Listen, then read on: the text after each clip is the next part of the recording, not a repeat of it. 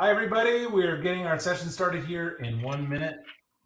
All right. Hello, everyone. We're doing skill sets of the future, a guide to teaching AI skills. On your right-hand side, you will see an area where you can provide comments in the chat. You can also submit Q&A. You can see other people who are in the session. Man, we've got a huge group here, almost 200 people already logged in.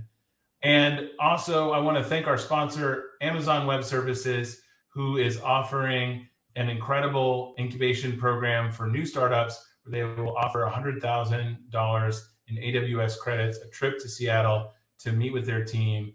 Please see the details in the notes. It's a great program, and applications are live through the 17th.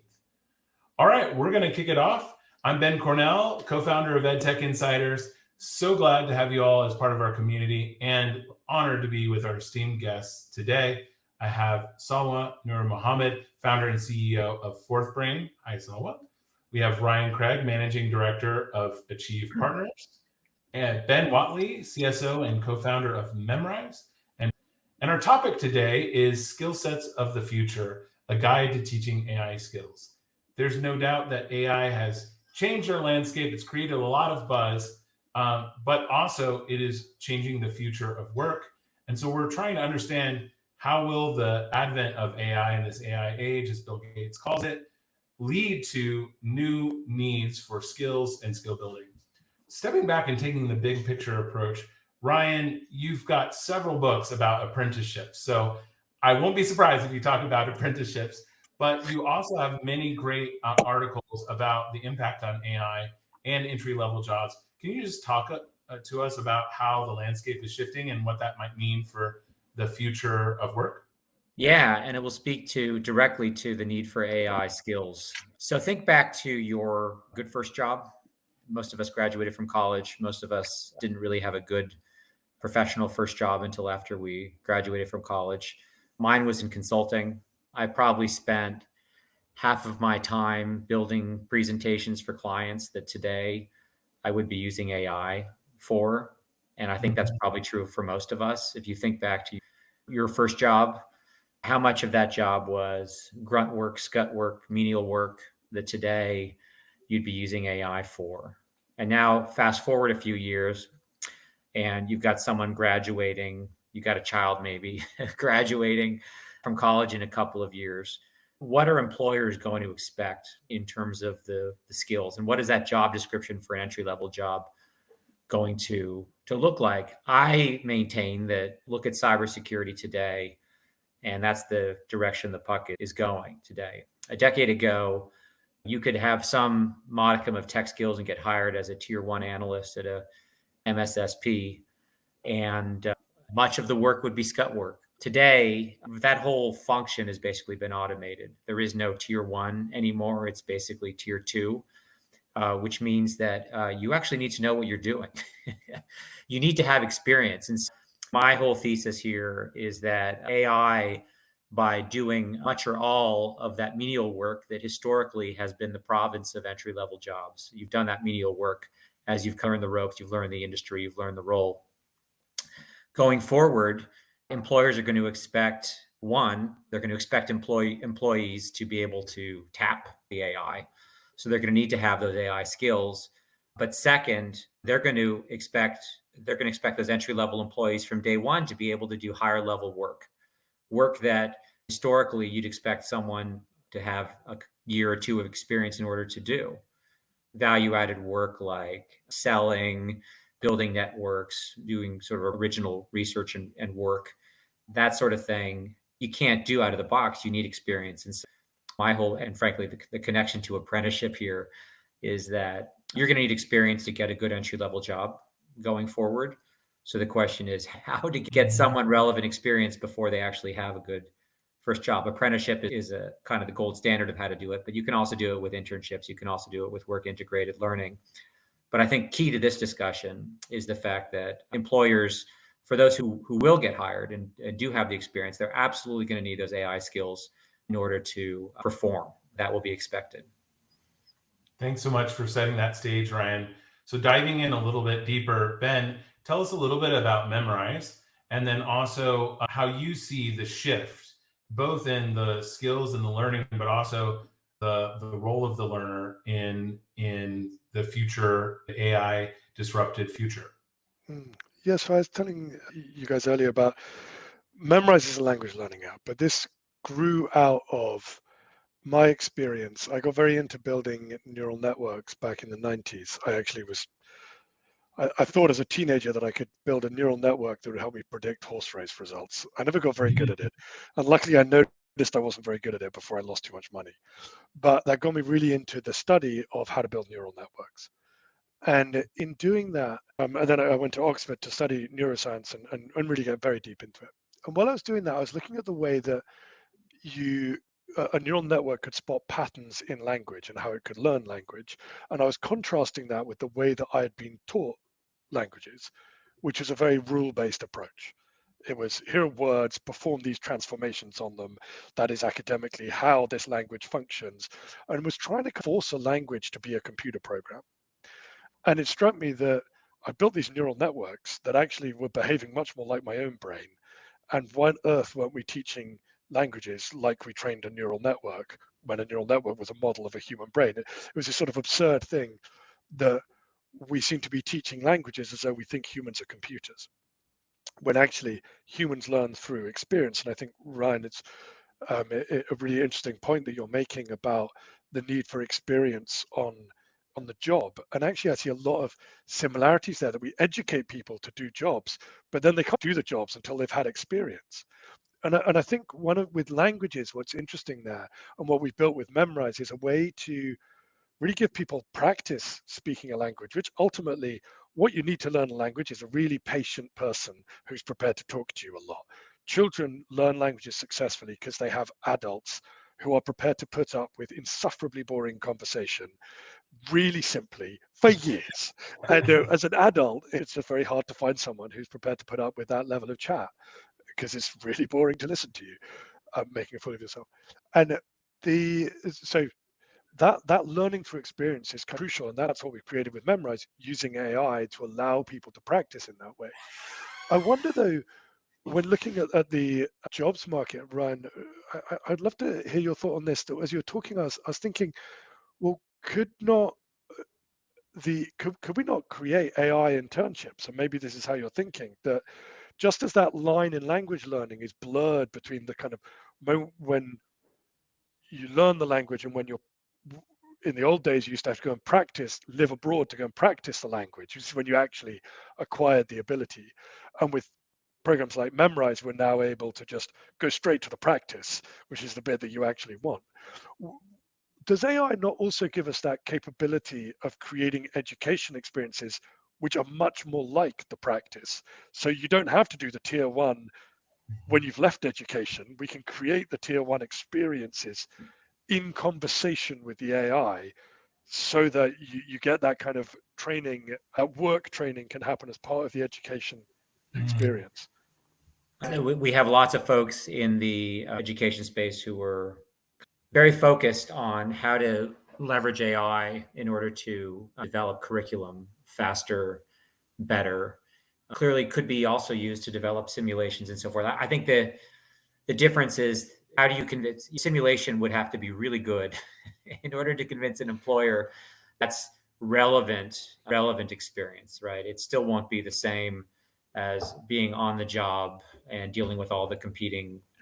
I guess I'm more optimistic. I think we're very close to that. And only I know that language learning is a much more constrained problem set, or maybe it's an unconstrained problem set, but at a slightly simpler level.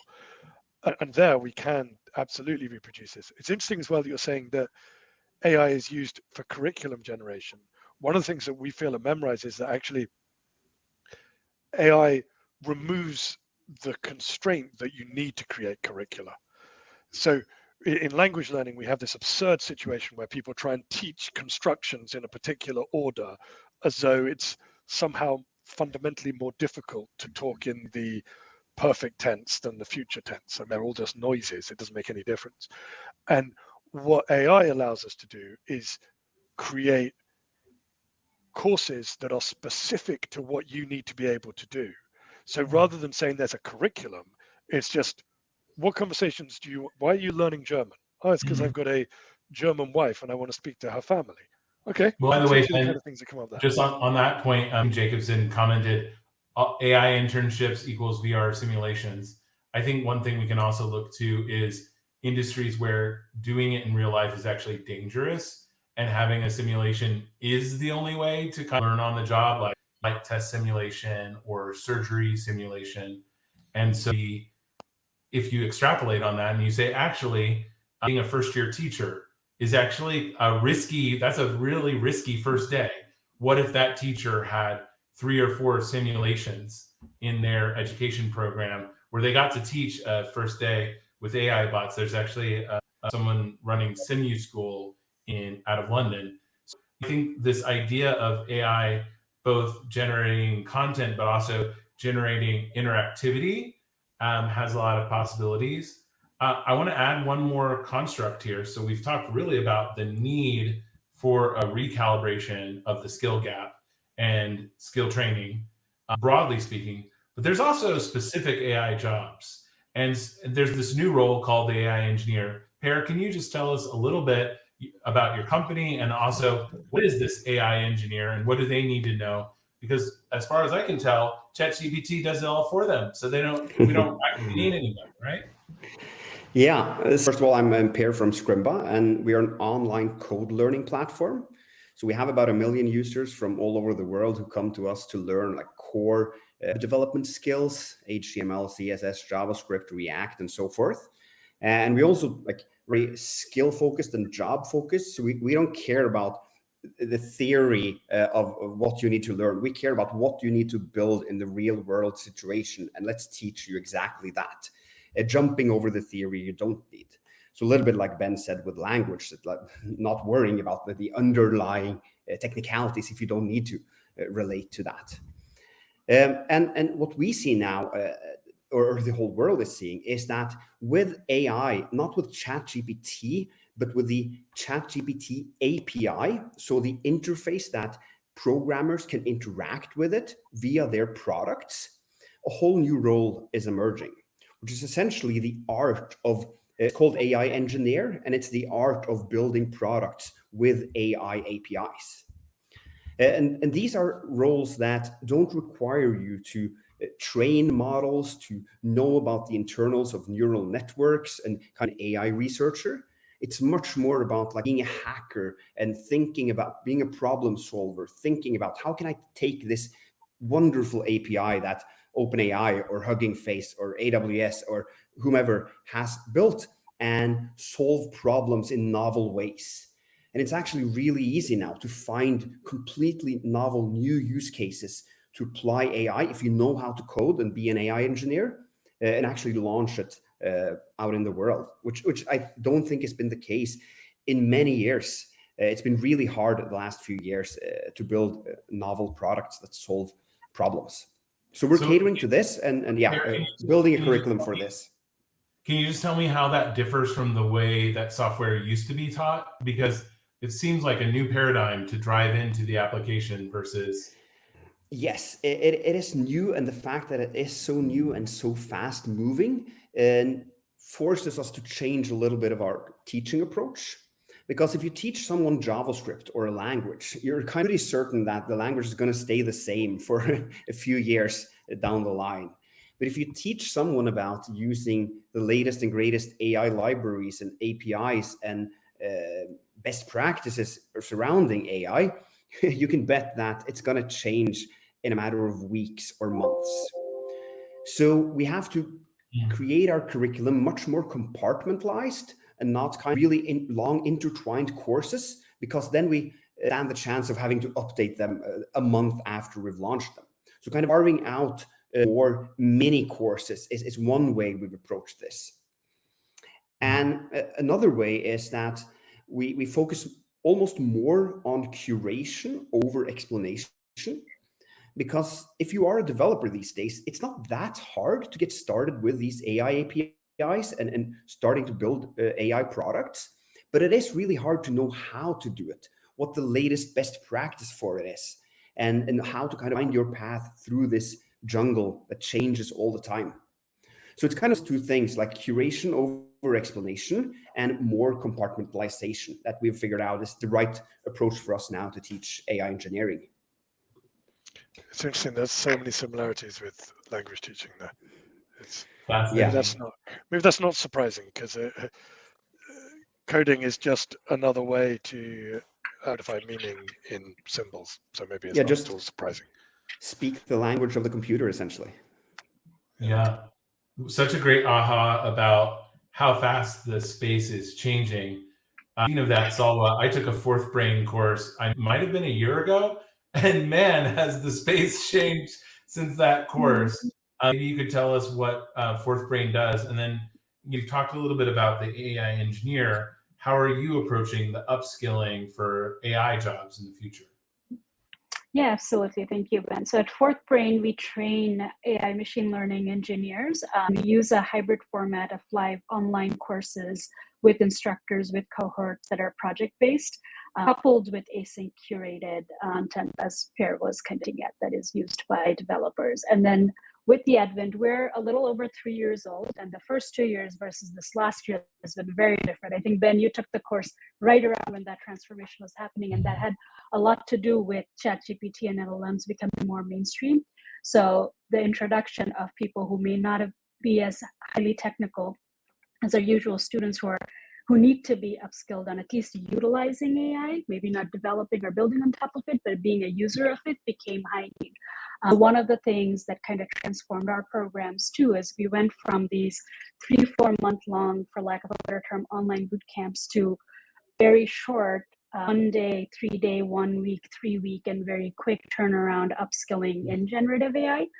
We're also noticing that there's a very high number of repeat students. So in one of our boot camps, I think 35% are returning students. Another one, it's like 22 or 25%. So the fact that people are coming back and kind of feeling quickly is because of how quickly the field is kind of changing and new technologies are coming out. But in terms of the learning process, I think one of the things that was fascinating to me, and it informs the pedagogy that we use and why it's project-based, is when I first spoke to employers in this area, because there are tons of online courses out there in machine learning AI, they existed prior.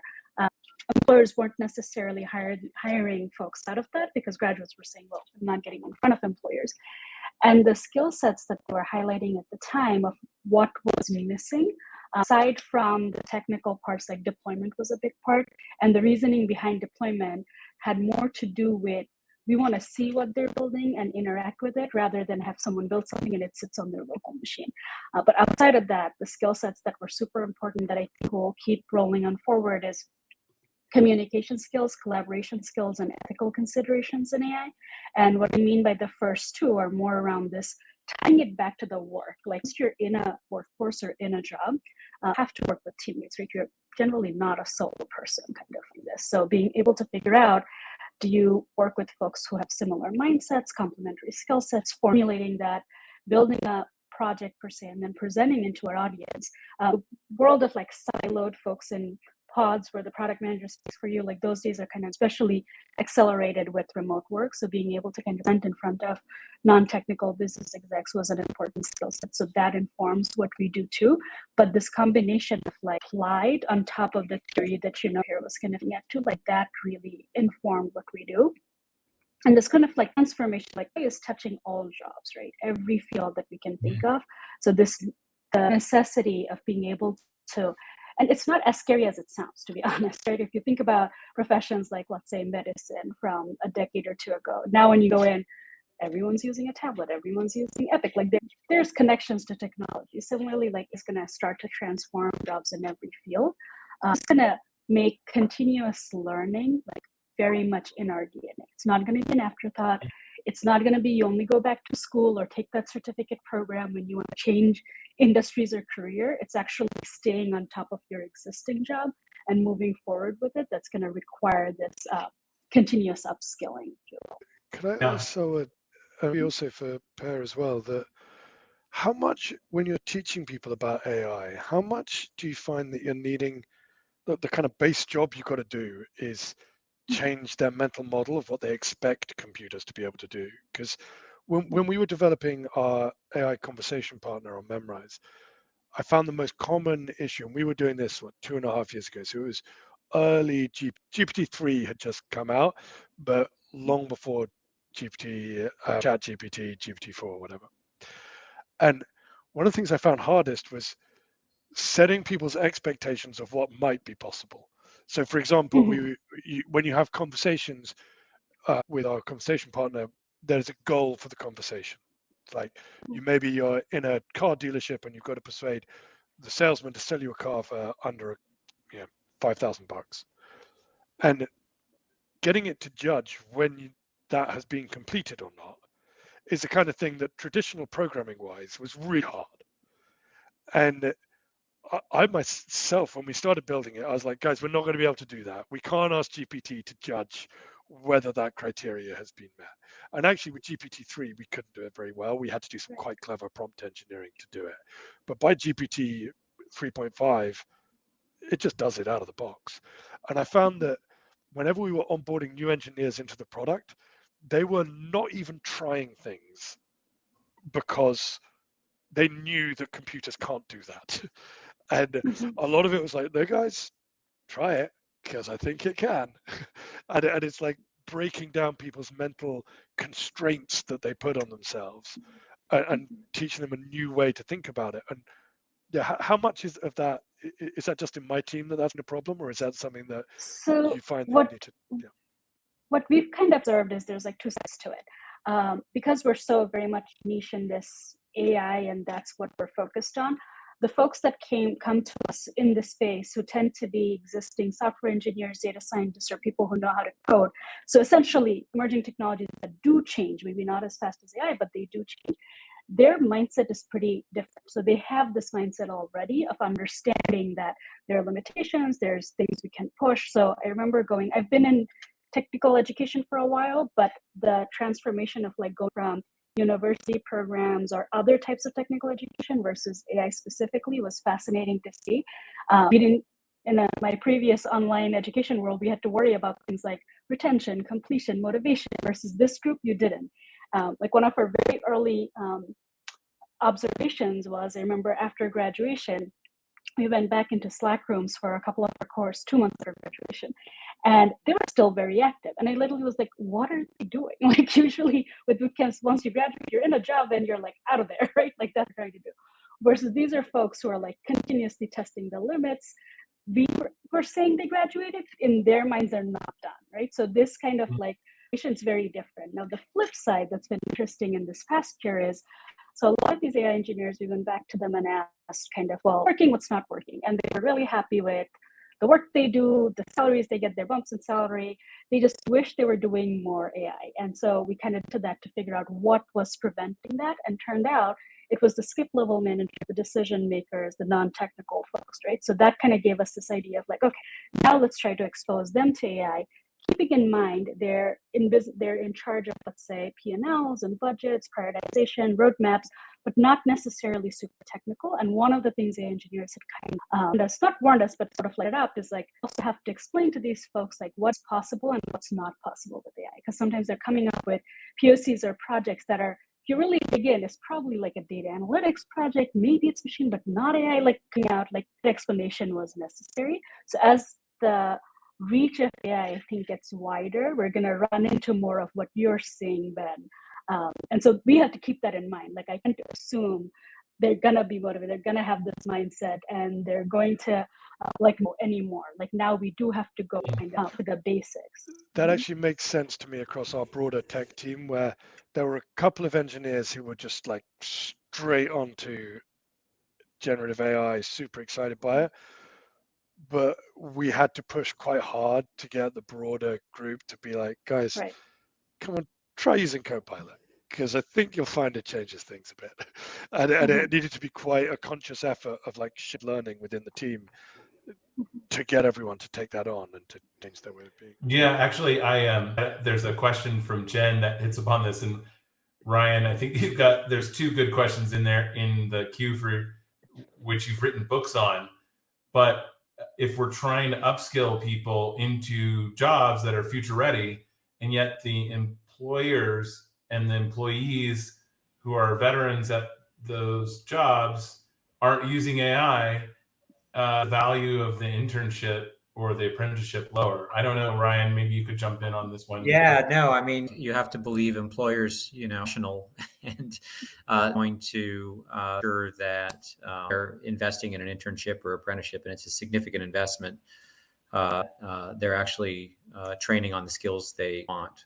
There's a formal part, there's an on-the-job training part, and then there's obviously just the work part. All of those, at least of an apprenticeship, oriented to what the job is expected to be. So again, I just come back to the fact that AI is going to exacerbate, dramatically widen the experience gap that we're already beginning to see. In the same way that it's very hard to get a entry-level job in cybersecurity. There really is no such thing as an entry-level job in cybersecurity anymore. So unless you build these pathways, you're going to be, you have a lot of and underemployed young people who feel like they can't break in.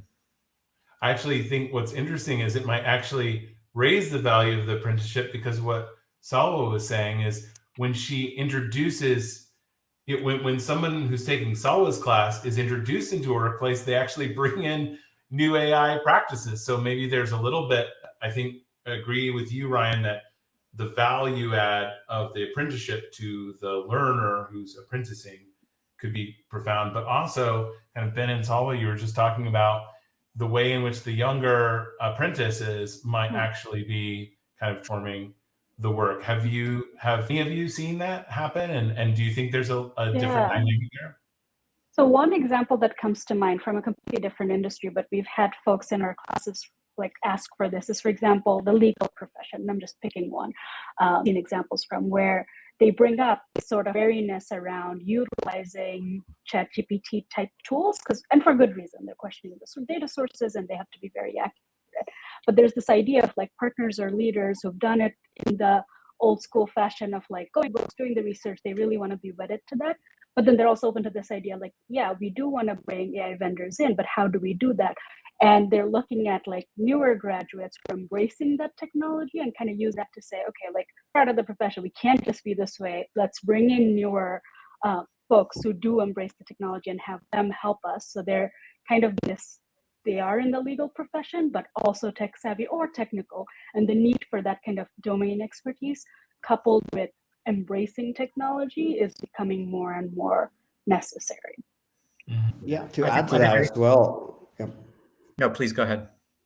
Yeah, just to add to that, from like a programming AI engineer perspective, I actually think there's a lot of potential in arbitrage in just being the first one who takes these new tools that are launched every month and finds a way to utilize it and show it to the world through, as Salwa talked about, deploying it.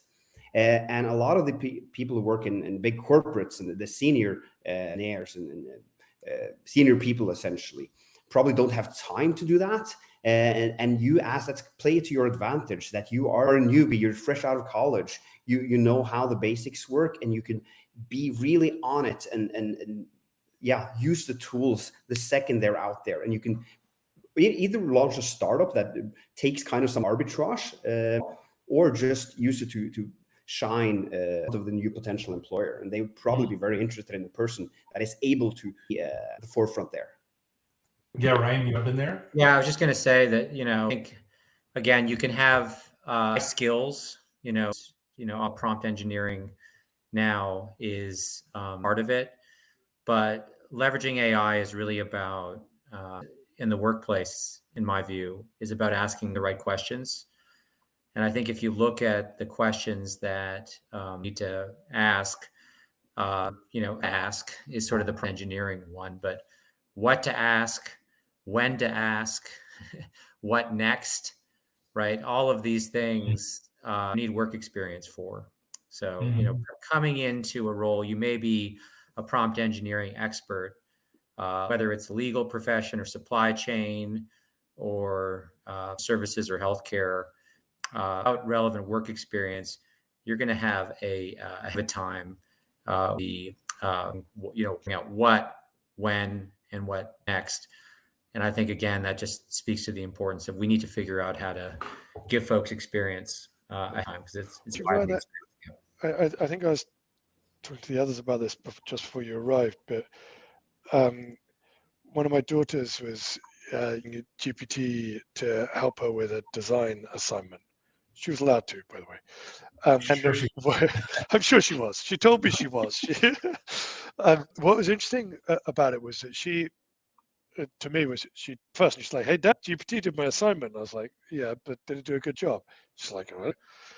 And then we just went through. I was like, "Well, work out. See if you can use GPT to work out whether you're going to get a good mark, and how to make a better mark." And so then she went through a series and created quite an intricate series of prompts where she was asking it to create a mark scheme based on a series of different things, and then assessing the answer it had given against the mark scheme, how to optimize it against that mark scheme. And just when you were talking there about what questions to ask, when, and how to get them, it was like, that was the kind of process she was getting. It was almost by teaching GPT to go through that process of not just jumping to a conclusion, but reassessing that, assessing it against a mark scheme, and then improving it and offering ways to improve it. That was a better learning experience for her than.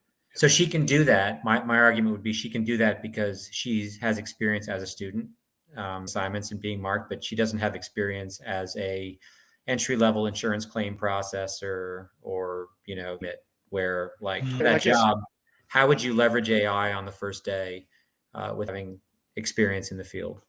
And I guess my intuition and contention would be that you could, just as she asked about a design mark scheme, that given the right training data set, you will be able to query it for like would an entry level insurance person. We could certainly create those data sets so that you are able to do that. Like that's a totally possible route. Yeah. I want to jump in here too, because like education institutions, I'm hearing, if I were like the president of a university, I'm hearing this and I'm getting heartburn because hearing that the curriculum continuously needs to be revised. I need to have training data sets on all of these fields. I need to find ways to have embedded or apprenticeship learning. The bigger picture question, Per, maybe you could start because you really brought up the need to constantly reinvent your content. And that is for professors who've taught the same course for 20 years in a row with the same syllabus, that's a challenge. Do you think, Per, and then the rest of the panel, that our current education institutions at K-12, higher ed, and beyond are going to be able to adapt, or do we need new institutions that will actually meet the needs of learners? Sorry. Yes, they will need to adapt a lot because the field is moving so incredibly fast, and what they teach will, by the end of the semester, almost by definition, be outdated if they are at the cutting edge. But then that begs the question, should they be teaching the cutting edge, or should they be teaching more like foundational skills around using AI? Like does learning the cutting edge within, for example, AI engineering even belong in university? And to be honest, I'm not sure it does. In which case, or if it does, then universities definitely do need to change, is my short answer to that. I have a great example of this, actually. So, because in the last couple of years that we've been in existence, I've seen this kind of shift happening. When we first started, we were talking to universities, and I remember some of them were like, well, we're going to approach teaching AI/ML as we're going to build a department, we're going to hire the head of that department, and then we're going to build faculty around it. Give us 2 years. And as a startup, you're like, I don't have 2 years. So we couldn't really go through down that path, right? And now, like in the last year, we've been approached by a business school that came to us and said, you know what, like our students, again, they're non-technical, are kind of thinking these 2 or 3 pathways, consulting, banking, and we want them to expand that thinking and figure out how to incorporate, like how to work at organizations that implement AI. And they approached it, and I was really impressed with how they did this, very much the way we kind of POCs and running experiments. They had us come in, run a program with their students during reading. So it wasn't for credit, it was more to like gauge that in a 1-week period. Once they saw the results of that, now we're incorporated into their semester-long 4-credit course and then going beyond, right? So that transformation from like, we're gonna build a department, it'll take us 2 years, to, hey, reading week is coming up, test it out, do it in the next semester, and then moving beyond that, just tells me that universities are feeling the pressure, and not only will they have to adapt, they are adapting. I guess, Ben, you were playing the role of a stressed university administrator. I think you're partly stressed because your model of what assessment is quite fixed in the past.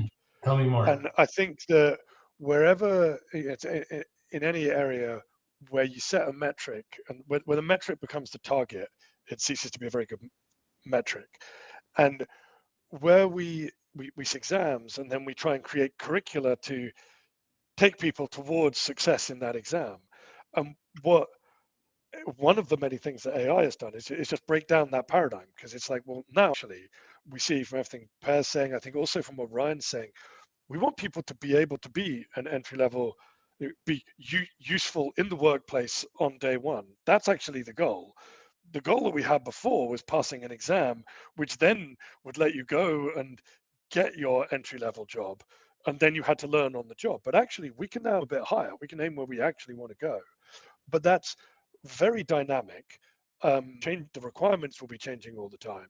But luckily, AI also allows us to create, just as Per is doing, these very focused courses, and actually Salwa was doing as well, these very focused courses that teach you actually what you need to know in order to do that thing. And that, I think, that much more focused way, it means that you don't need to be so stressed, Ben, in your imaginary role as a university administrator. You can free yourself to think, now we can actually have infinite targets. The assessment can be done very differently. The assessment is much more like, in a language learning context. In the old days, you had to mark people on, was their grammar accurate? Because that was your best proxy for could they speak the language. Now I can just have them in a conversation with GPT and then say, get GPT to look at the transcript and be like, is this person any good at German? And they can go, yeah, they're not bad. And it's a much better assessment. Did they get their point across? Were they understood? Rather than this very false effort of, are they accurate in all their grammar, which is just not very useful. And I think that that's based in language learning, but I think it's actually a much broader insight that where we teach people to try and do the thing that they actually want to be able to do. AI allows us to do that. AI allows us to assess whether they have that particular skill. And that actually frees us from having to deliver these very rigid curriculum.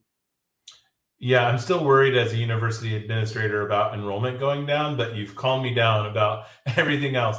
By the way, just to your point about assessment, Shane from Honolulu writes, we've been asking, I think that's you, we've been asking teachers in our trainings to use their own rubrics and having ChatGPT to analyze it, what their scoring is and what they're saying they're looking for. So, your rubric, it auto scores.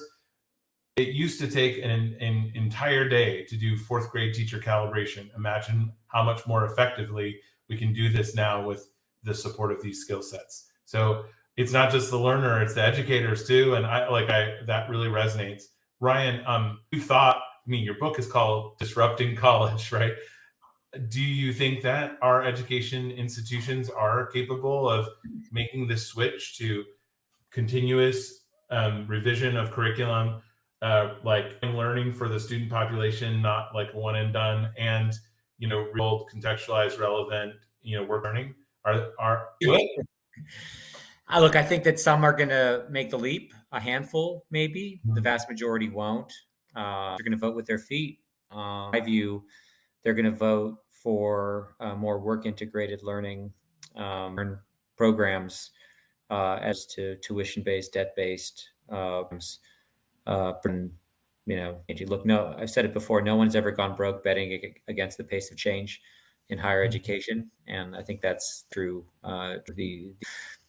In my new book, Apprentice Nation, is all about how colleges, when they were created, they were closed off from the world for good reason. The world was a very dangerous place 1,000 years ago.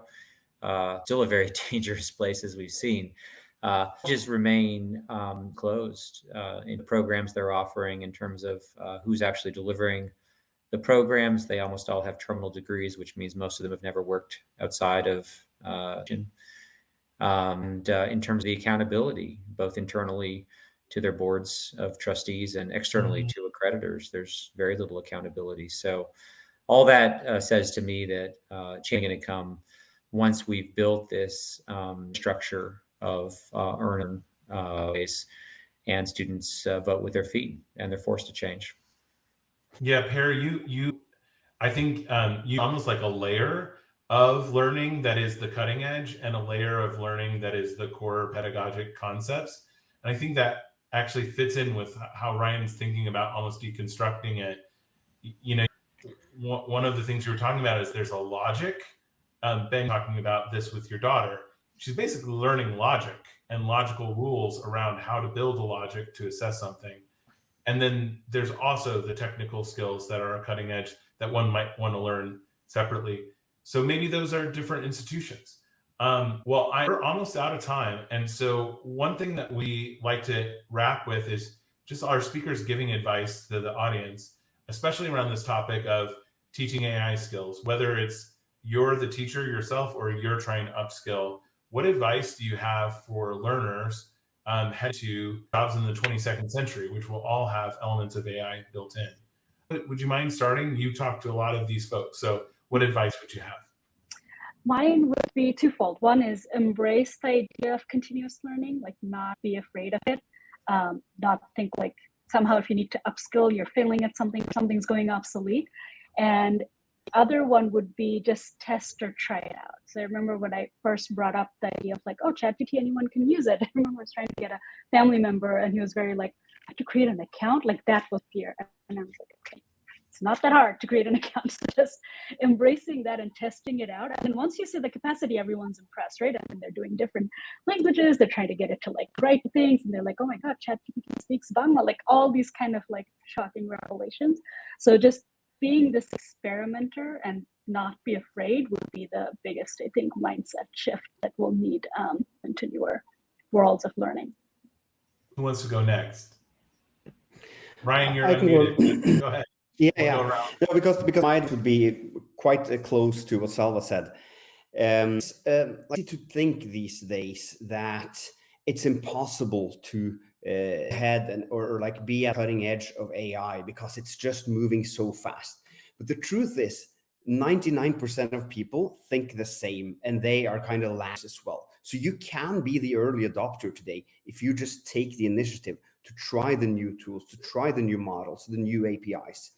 And if you actually do that, and as Salwa said, experiment with it, get familiar with it, and do what we call like public or build in public. If you show off your work to the world, even though you are just in the very early stages of your career, you will get an edge over like 90% of all candidates. If you just stay on the cutting edge and show what you do, that would be kind of my number one advice to both programmers, and I think it applies to other professions as well. Love it. Ben, why don't you go next? You want me to go? All right.